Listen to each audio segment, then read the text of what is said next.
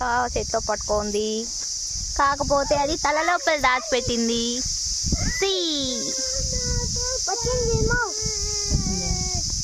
బయటికి తల కనబడుతుంది, అది బయటికి తల తీయడం లేదు కాబట్టి మనం చూడలేం దాన్ని. కానీ మనం తాబేలు చేతిని పట్టుకున్నాం. అదిగోండి అదిగోండి అదిగోండి.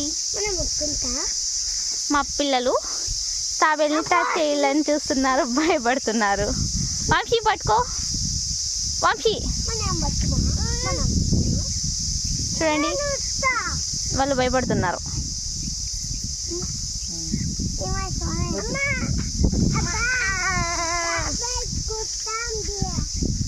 తాబేలు ఇది తల బయటకు పెట్టిందంటే మనం దీన్ని బాగా చూడొచ్చు.